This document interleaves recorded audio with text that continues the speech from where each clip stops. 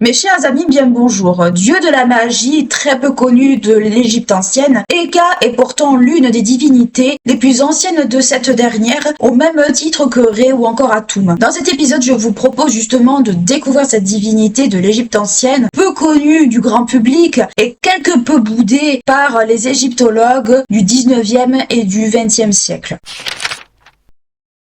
Dans l'Égypte ancienne, Eka est considéré comme le dieu de la magie, mais également de la médecine. On ne lui connaît pas vraiment de parents connus, mais toutefois la triade de Latopolis fait de lui le fils de Ménet et de Khnum. On le représente également sous la forme d'un homme vêtu d'un costume royal, avec une barbe incurvée et un bâton avec deux serpents entrelacés, rappelant celui que l'on peut retrouver également chez Asclépios, chez les Grecs. Il faut savoir que ce bâton, en fait, n'est pas propre à l'un ou à l'autre, mais c'est une récupération en fait d'un dieu sumérien qui justement avait ce style de bâton comme principal attribut. Il est également représenté sous la forme d'une entité lumineuse qui représente à ce moment-là le Ak qu'on avait vu précédemment quand on avait abordé Anubis. Je vous renvoie si vous voulez savoir un peu plus ce que c'était à l'épisode qu'on avait fait déjà sur Anubis sur la chaîne. Durant la période tardive 525-332 avant Jésus-Christ, on l'associe à Sia et à Ouf. Donc Sia, rien à voir avec la chanteuse, bien entendu. Il s'agit en fait d'une divinité ou du moins d'une entité divine représentant le cœur. On va l'aborder un tout petit peu plus tard dans cette partie.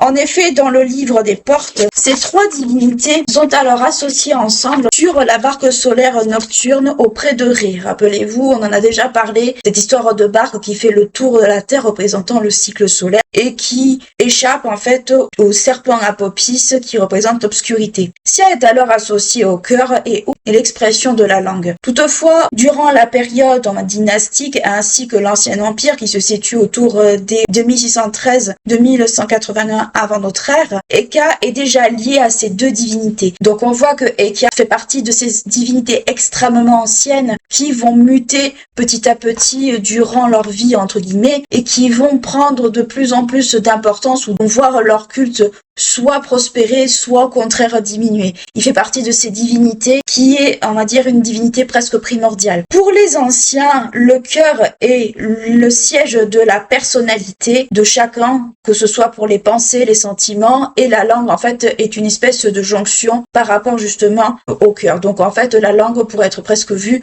comme une espèce, en fait, de prolongation justement du cœur. Elle est alors considérée comme une espèce de conjugaison entre Sia, le cœur, et Ou, en fait, la langue. Il serait une espèce un peu de mélange, une espèce de conjugaison entre les deux. Par ailleurs, Sia et Ou sont également considérés comme des entités créatrices et régulant ainsi tout ce qui est autour de la vie, notamment des naissances et de la mort. Il fait, en fait, Hécate est un peu aussi considéré comme le protecteur de l'humanité, des dieux, des univers. En fait, c'est une espèce de divinité un peu polyvalente. C'est une espèce, en fait, d'entité qui est un peu fourre-tout et dans laquelle on va mettre beaucoup de choses. Pour beaucoup de divinités, Hécate n'a pas de mythe qui lui est propre. Toutefois, on l'associe au mythe de la création par Atum, notamment au début des temps, puisqu'Atum émerge des eaux et c'est lui qui serait à l'origine de la création du monde. Et Hécate, dans cette esprit de création, serait en fait la source du pouvoir d'Atum. Atum aurait besoin de puiser les pouvoirs de Eka pour pouvoir en créer le monde. Et dans une autre mesure, on l'associe d'une certaine manière également au mythe osiricien qu'on avait déjà vu précédemment sur cette chaîne, à savoir que Hécate aurait été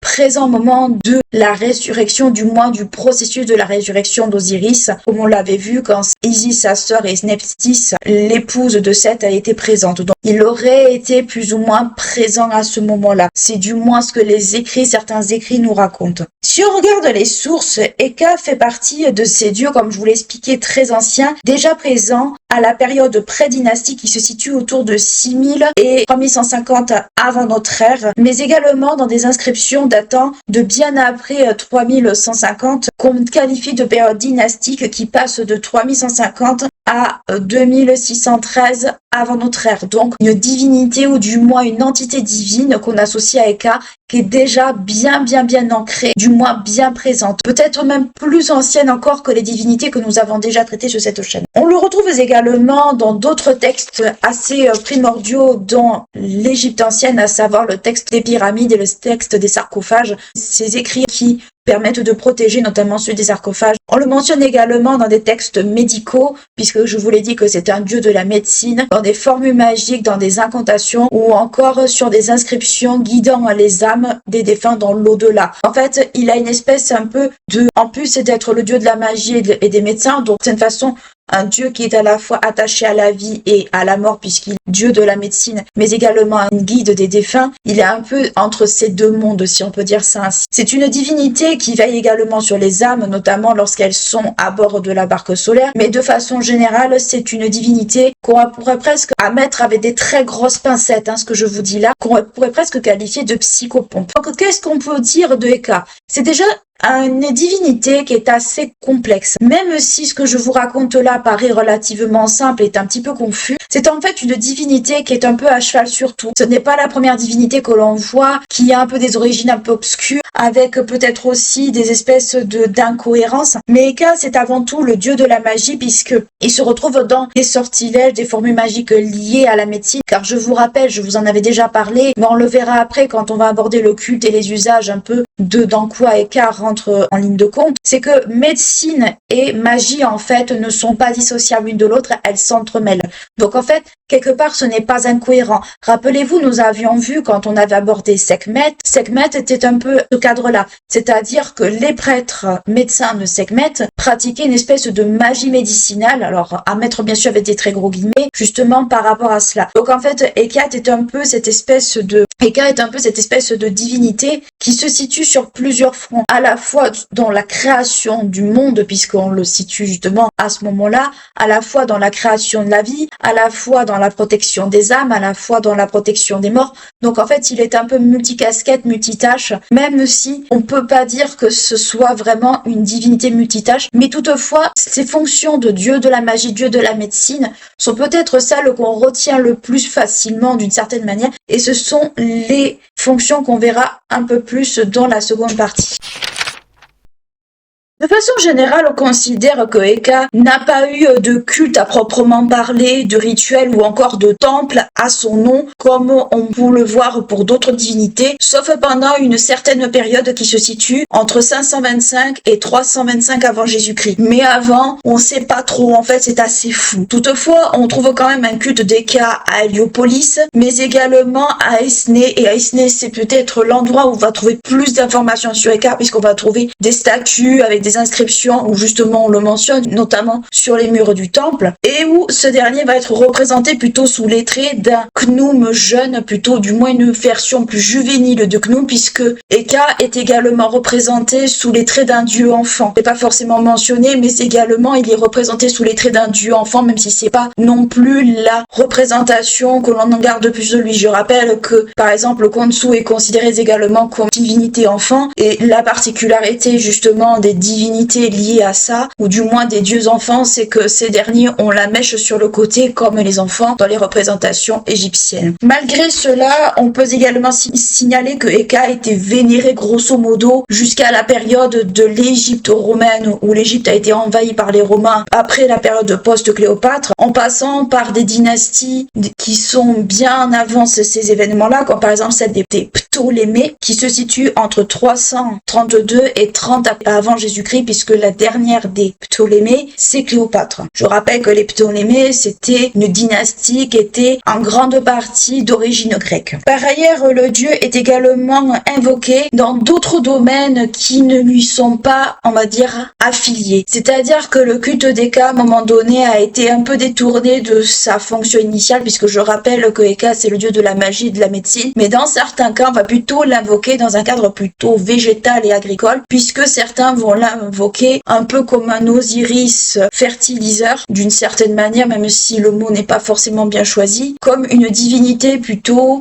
protectrice des récoltes, de la fertilité, ou encore, on va dire, pour tout ce qui est autour des récoltes abondantes. Grosso modo, c'est dans ce cadre-là que Heka va être aussi invoqué, même si c'est une version un peu détournée, bien entendu, du culte d'Heka. Comme énoncé précédemment et plus haut, la magie fait partie de la vie quotidienne des Égyptiens de l'époque, et notamment dans la médecine, puisque médecine et magie n'ont aucune distinction, les deux s'entrechoquent. Le médecin invoque alors alors ce qu'on appelle le Eka, et dans ce cadre-là, c'est plutôt une espèce de rituel où on pratique certaines choses, où on donne des amulettes ou ce genre de trucs, on en parlera un petit peu plus tard. En dehors de la médecine, les anciens estiment que la magie intervient dans le fonctionnement du monde, en intervenant notamment dans tout ce qui est autour des forces primordiales, dans la vie, dans la mort, presque dans tous les aspects en fait de l'univers et de ce monde-là. Donc en fait la magie est partout, qu'on s'en aperçoive ou non. La magie se retrouve également dans les différents cultes égyptiens, comme par exemple chez Eka, mais aussi également chez Sekhmet, puisque Eka et Sekhmet,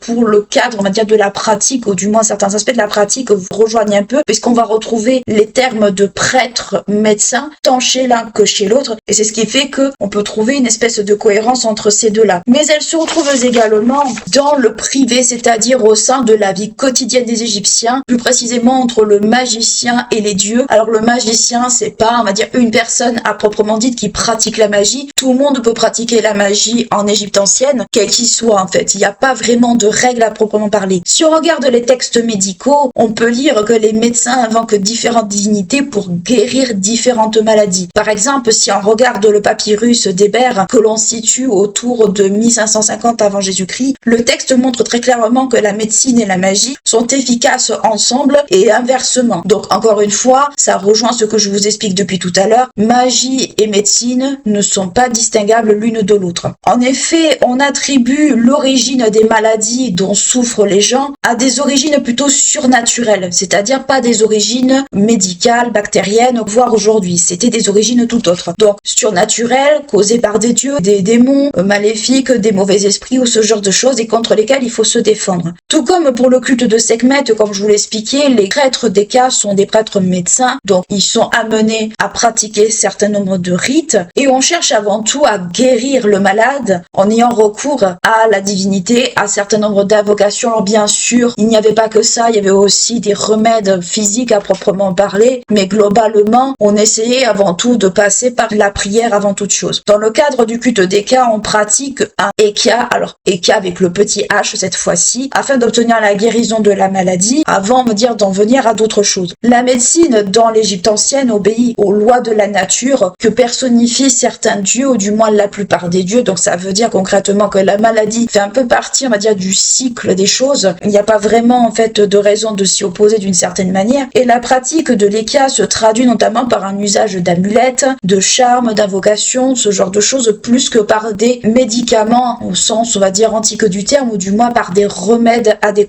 Cela a été régulier, notamment dans la vie quotidienne, c'est ce que je vous dis, c'est quelque chose qui est notamment assez régulier. Tout le monde peut pratiquer cette magie, tout le monde peut le faire, même s'il y a des classes qui sont plus à même de le faire que d'autres. Tout le monde pouvait être, entre guillemets, magicien, sans pour autant avoir été prêtre ou autre chose. Dans les amulettes, on peut citer par exemple le tchet, dont on a déjà parlé, le ankh, qui est la croix égyptienne que l'on connaît tous, ou encore le scarabée, qui sont, on va dire, des symboles courants en Égypte et qui sont des symboles de protection. Le scarabée, vous le retrouverez par exemple dans les momies, et très souvent le scarabée remplace le cœur dans ce cadre-là, puisque si vous regardez un scarabée, ou du moins les scarabées égyptiens, sans compter les pattes et tout le reste, vous verrez que ça ressemble un peu à un cœur avec justement deux parties. Donc qu'est-ce qu'on peut dire concrètement du culte d'Eka? C'est que c'est un culte en fait qui pourrait être rapproché d'une certaine façon du culte de Sekhmet. Alors attention, avec pas mal bien sûr de différences, mais sur le principe par exemple du prêtre médecin, cela y ressemble grandement. Alors à part que Sekhmet c'était vraiment une classe bien particulière, chez Eka on peut supposer que c'était également la même chose. À ce niveau-là, j'ai pas trouvé grand chose d'assez pertinent là-dessus. Donc c'est vraiment quelque chose qui est vraiment lié à cette notion de magie, de médecine qui est indissociable, et ça je l'ai répété plus d'une fois dans d'autres épisodes. Mais globalement, qu'est-ce qu'il faut retenir aussi, c'est que la pratique du culte d'Eka en fait est une pratique qui est relativement floue. Un coup on va vous dire qu'il n'y a pas vraiment de culte, un coup on va vous dire qu'il y en a un. Donc on peut dire très clairement qu'il y avait un culte d'Eka, mais peut-être pas aussi poussé que pour d'autres divinités qu'on a déjà abordées sur cette chaîne, ou du moins du panthéon égyptien de façon générale. Eka étant une divinité plus ancienne, on va dire, que les autres, au même titre que Atum, que Ré et bien d'autres, il se peut que la pratique justement de son culte se soit peut-être un peu effacée au fil du temps, voire se soit un peu étiolée, et qu'au bout d'un certain moment, les fonctions qu'il a occupées ont été attribuées à d'autres divinités, et que probablement n'a pas favorisé plus ces nouvelles divinités que les anciennes. Il est fortement possible que ce soit dû à ça. Par ailleurs, le fait qu'on l'associe également à la médecine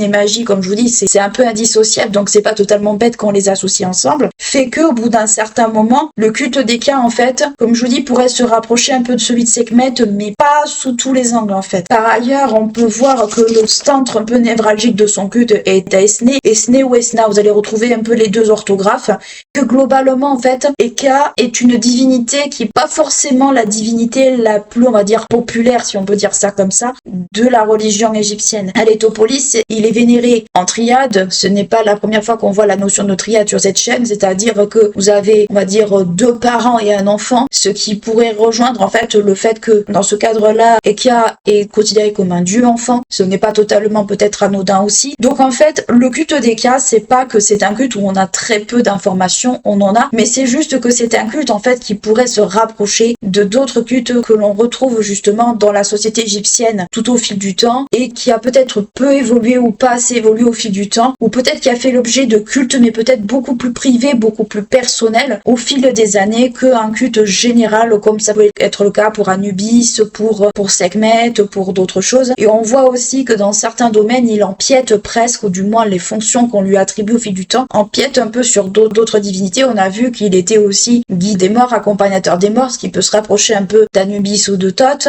Là, on voit qu'on le rattache aussi à tout ce qui est autour de la récolte, de l'agricole, donc on en fait presque un espèce d'Osiris d'une certaine manière. Donc au fil du temps, on a attribué des fois des fonctions à Eka qui sont peut-être pas forcément de son ressort et qui font que peut-être ça dénote un peu de ce qu'on sait déjà initialement de lui. En conclusion, ce que nous pouvons dire sur Eka, c'est que c'est une divinité qui, il est vrai, a une double fonction, à la fois dieu de la magie, mais également dieu de la médecine. Il n'est pas rare, comme je vous l'ai expliqué par exemple pour Sekhmet, que les deux disciplines, à la fois la magie et la médecine, se rejoignent, puisque dans l'Égypte ancienne, la magie, la médecine, ce genre de choses, en fait, n'étaient pas tellement dissociables, puisqu'on prononçait des formules magiques à but médical ou à ce genre de choses. Donc en fait, Eka, à ce niveau-là, est un peu une espèce de jonction entre ces deux fonctions à proprement parler. Par ailleurs, on a bien vu aussi que le caractère un peu ancien d'Eka se retrouve dans des textes assez anciens comme les textes des sarcophages ou ce genre de choses. Donc on voit très bien que c'est une divinité certes qui est un peu mise de côté, très peu connue, voire très mal connue, mais où l'ancienneté et où en fait le culte est certes un peu obscur, voire pas du tout mis en avant, ou voire n'a quasiment jamais existé, mais c'est une divinité qui existe. Nous avons vu très clairement qu'il n'y a pas eu à proprement parler de culte ou du moins de pratiques religieuses, sauf à certaines périodes bien entendu, et encore il faut vraiment aller chercher très loin dans l'histoire égyptienne, mais c'est une divinité qui fait partie du décor en fait de la mythologie égyptienne, ou du moins de la pratique religieuse égyptienne, de la pratique également médicale. Ça fait partie un peu de ces divinités que l'on va appeler à certains moments, notamment par les prêtres médecins. Nous avions déjà vu cette notion de prêtre médecin avec Sekhmet, mais là c'est un petit peu le même principe. Donc Eka est un peu cette espèce de jonction entre ces deux, notions, et surtout c'est une divinité en fait qui, dans la culture populaire, si on voulait aller vers là, est très très peu représentée. On en parle très vite fait dans Moon Knight, mais c'est tout en fait, on ne sait même pas qui il est s'il n'y avait pas eu justement cette fameuse mention, et c'est pour ça que je tenais à faire cet épisode, parce que justement ils en ont fait mention dans la série, mais à part ça, on le retrouve quasiment pas du tout en fait dans la culture populaire, ou carrément dans les représentations. On a vu également que le fameux bâton d'Asclépios, que nous avions vu dans l'épisode consacré à Asclépios, et je vous y renvoie si le sujet vous intéresse, est également trouvé chez Eka. Ce fameux bâton en fait d'Asclépios et d'Eka a une origine sumérienne. Donc on peut se dire, comme je vous l'ai expliqué, que certaines attributs justement associés à ce dieu ont des origines plutôt étrangères qu'égyptiennes à proprement parler. Donc comme beaucoup de divinités, et comme beaucoup de divinités anciennes ou pas, on retrouve un peu cette espèce un peu de mélange, de syncrétisme de plusieurs symboles provenant d'ailleurs. J'espère en tout cas que cet épisode vous aura plu, vous aura intéressé, vous aura permis de découvrir Eka, dieu de la magie et de la médecine, fort peu connu, fort peu mise en avant, et qui pourtant a quand même une importance dans justement la pratique religieuse égyptienne, même si au fil du temps on aurait peut-être tendance un peu à l'oublier. J'espère que l'épisode vous aura plu, vous aura intéressé. N'hésitez pas à liker, à clocher, à vous abonner à la chaîne si ce n'est pas encore fait. N'hésitez pas à me rejoindre également sur ma plateforme Spotify et sur TikTok, où je publie un épisode lié à l'histoire une fois par mois en fin de mois. Moi je vous